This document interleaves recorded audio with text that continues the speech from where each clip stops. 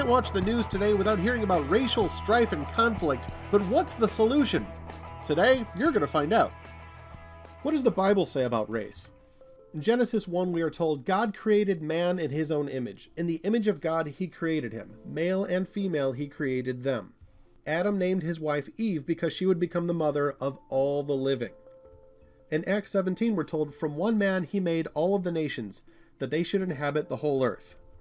So according to the Bible, in teachings both Old Testament and New Testament, there is one race, the human race, and all of us descended from the same first parents, Adam and Eve. Also good to note here is that in Genesis 1, and this is echoed in the New Testament by Jesus himself, it says that God created man in his image, male and female he created them. This is where a biblical worldview tells us that men and women are of equal value, because God created them in his image. So not only does the Bible give us solid foundation for treating all of the races as being fully human and equally valuable, but it also gives us solid foundation for treating men and women as also equally valuable.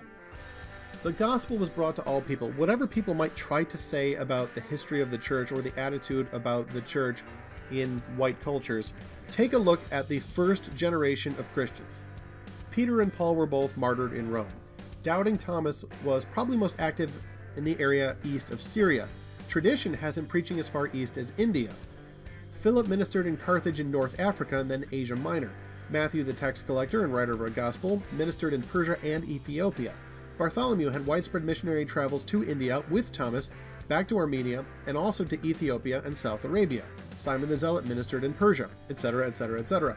If Christianity was the white man's religion, nobody bothered to tell the Christian church for almost 2,000 years.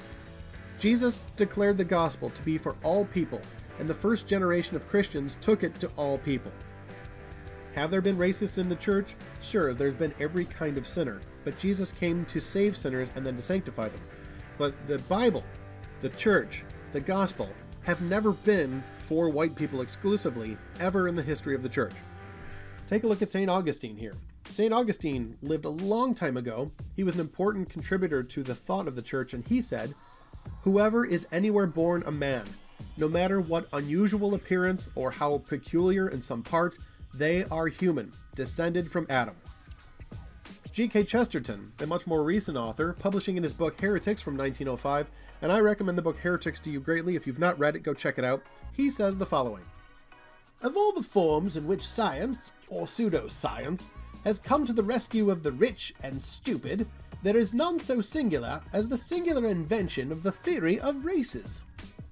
England and the English governing class never did call on this absurd deity of race, until it seemed for an instant that they had no other god to call on.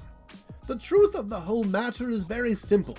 Nationality exists and has nothing in the world to do with race. We give to the European, whose complexion is a sort of pink drab, the horrible title of a white man, a picture more blood-curdling than any Spectre and Poe." Ha ha! Chesterton, the man was a genius! Go check his books out.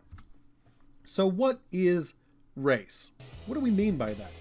God made Adam, and from Adam he made Eve, and from Adam and Eve came all of the people who ever lived, the human race, sometimes called the race of Adam.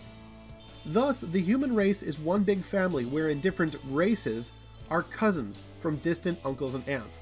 All people came from the descendants of Noah dispersed after Babel. See Genesis chapter 11. The way Darwin and proponents of Darwin use the word race claims that we are different species, some high, some low and savage, different in kind.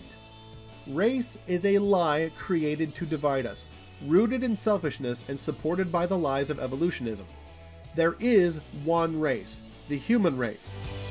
Race does not exist. Not the way that it's used in politically correct culture and in media, social media, etc. The way that Americans use the word race is a lie. Race does not exist. What about racism?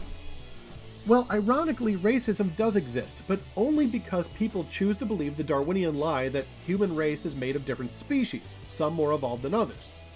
To combat racism, we don't need to create antagonistic versions of racism like Black Lives Matter or the Black Panthers. or cultural ethnic pride clubs or other SJW movements, we need to reject the foundational lie of racism, namely that race exists. Until we reject the lie of races, we will never do away with racism. Acceptance of biblical teaching here, in our context and prior knowledge, will change how we see other people. We will perceive them accurately as being fully human, just as we are.